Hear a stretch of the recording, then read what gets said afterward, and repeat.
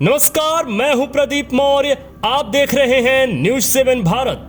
आज इस news report के माध्यम से हम जानेंगे एक ऐसे व्यक्ति के बारे में जो आज भारत अगर उस समय नहीं आए होते तो आप और हम बुद्ध के बारे में और सम्राट अशोक के बारे में या मौर्य वंश के बारे में यह जान ही नहीं पाते कि ऐसे भी कोई लोग इस धरती पर, इस पृथ्वी पर थे।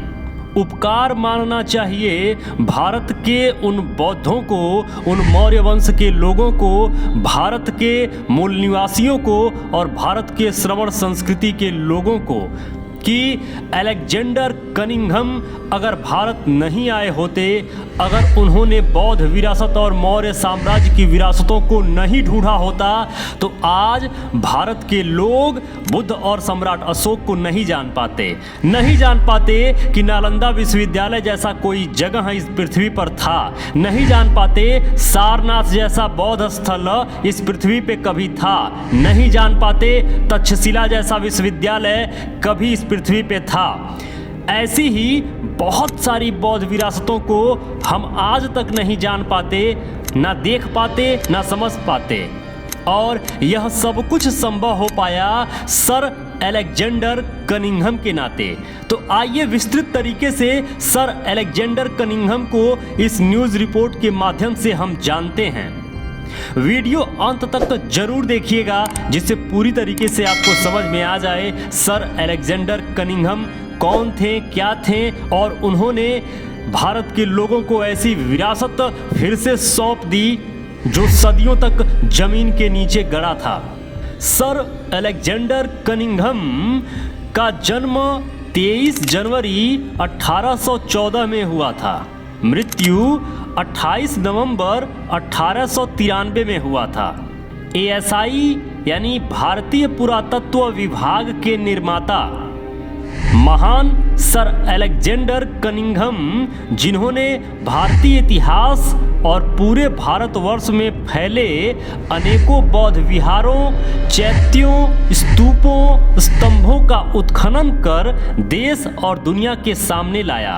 वरना किसी को नहीं पता चल पाता कि इस तरह की कोई चीज़ें भारत की भूमि पर थीं, क्योंकि पाखंडियों ने पूरे बौद्ध विरासत को रौंद डाला था, जमीन के नीचे खोद कर गाड़ डाला था और जो बची खुची बौद्ध विरासत थी उसको परिवर्तित करके अपना धंधा खोल डाला था।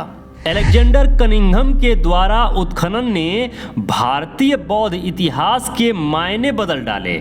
बौद्ध सभ्यता की खोज में जिन पुरातत्वविदों का महत्वपूर्ण योगदान है उनमें अलेक्जेंडर कनिंघम का नाम सबसे ऊंचा है। अलेक्जेंडर कनिंघम ने ही नालंदा और तक्षशिला जैसे बौद्ध ज्ञान केंद्रों की खोज की थी। अलेक्जेंडर कनिंघम ने ही सारनाथ और बोधगया जैसे बौद्ध स्थलों की खोज की थी। अलेक्जेंडर कनिंघम ने ही सांची और भरहुत स्तूप जैसे स्थलों की खोज की थी। अलेक्जेंडर कनिंघम यदि और कुछ न भी किए होते तब भी केवल बौद्ध सभ्यता की खोज के लिए उनका स्थान उन चोटी के पुरातत्वविदों में है जिन्होंने प्राचीन मिस्र, सिंधु घाटी, बेबीलोनिया की सभ्यता की खोज की थी। इन सब से कहीं ऊपर बढ़कर अलेक्जेंडर कनिंघम को माना जाता है। प्रिंसेप ने कनिंघम के बारे में लिखा है कि वे इतने प्राचीन ऐतिहासिक तथ्यों तथा कृतियों को प्रकाश में ला सके हैं जिनके सामने मुझे तो लगता है कि मैं अकर्मण्य हूँ। यह विश्वास ही नहीं होता कि सेना का आदमी भारत के इतिहास को इतना कैसे बदल डाला। सही है कि आपका शरीर इंग्लैंड का बना हुआ था मगर दिल बौद्ध भारत के लिए धड़कता था। कहाँ इंग्लैंड में पैदा हुए, पले बढ़े और इंग्लैंड की सेना में सैनिक रहे अलेक्जेंडर कनिंघम ने भारत को वो दिया जो भारत को आज तक कोई उपहार ना दे सका। भारत के जमींदोज इतिहास को उजागर करने वाली अंग्रेजी सरकार और कनिंघम जी के महान अपूर्व योगदान के लिए भारतवर्ष सदा ऋणी रहेगा।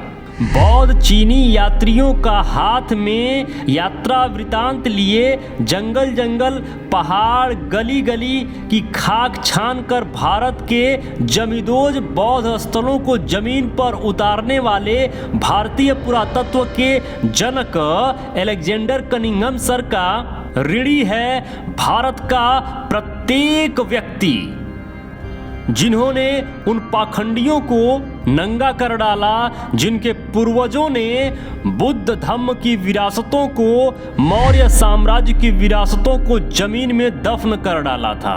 यह भी एक मुख्य कारण है अंग्रेजों को नापसंद करने का, क्योंकि भारत के वो पाखंडी, वो विदेशी बहरूपिये कभी नहीं चाहते थे कि जो कुकर्म करके उनके पूर्वजों ने उन्होंने बौद्ध विरासत और मौर्य साम्राज्य की विरासत को जमीन में दफन किया है, वह किसी भी सूरत में बाहर आए। लेकिन अलेक्जेंडर कनिंघम मात्र एक व्यक्ति ने भारत का वह इतिहास ही बदल डाला जो कभी लोगों के सामने ही नहीं आता। कमेंट करके जरूर बताइएगा कि आप अलेक्जेंडर कनिंघम के बारे में जानते थे या नहीं जानते थे, या कितना जानते थे। अलेक्जेंडर कनिंघम ने गौतम बुद्ध के साथ साथ गौतम बुद्ध से पहले हुए 3 और बुद्धों के बारे में अपने किताबों में लिखा है, विस्तृत तरीके से लिखा है। जिस प्रकार नेपाल के निगलियाहवा में, गोटियाहवा में और उत्तर प्रदेश के महाराजगंज में बुद्ध से पहले हुए 3 बुद्धों के जन्म स्थल के बारे में अलेक्जेंडर कनिंघम ने लिखा है, वह आज भी अकाट्य है। इन सभी स्थलों पर सम्राट अशोक भी गए थे, इन सभी स्थलों पर फाहियान भी गए थे, और इन सभी स्थलों पर सबसे बाद में अलेक्जेंडर कनिंघम भी गए थे। सबने एक जैसी चीजें देखी और सबने यह दावा किया, क्लियर किया, प्रमाणित किया, रेखांकित किया, चित्रित किया और लिखा कि गौतम बुद्ध से पहले 3 बुद्धों का प्रमाण यहाँ पर था, यहाँ उनका जन्म हुआ था। वहीं उन्हीं स्थानों पर सम्राट अशोक ने स्तूप भी बनवाया और वहाँ पे अशोक स्तंभ भी लगवाया और शिलालेख भी लिखवाया। लेकिन आज उनमें से कुछ ही जगह यह सारी चीज़ें मौजूद हैं, हालांकि टूटी हुई मौजूद हैं, खंडित मौजूद हैं, लेकिन मौजूद हैं। और कुछ ऐसी जगहें हैं जिनके ऊपर पाखंडी अपना दुकान खोल चुके हैं और उनके नीचे वो विरासत दबी हुई है। मेरे मित्रों, यदि आप चाहते हैं कि हम और हमारी टीम इसी तरीके से रिसर्च करते रहें, इसी तरीके से आपके लिए कंटेंट बनाती रहें, तो प्लीज निवेदन है, डोनेशन जरूर करें। स्कैनर स्क्रीन पर लगा हुआ है, स्कैन करके डोनेशन जरूर करें।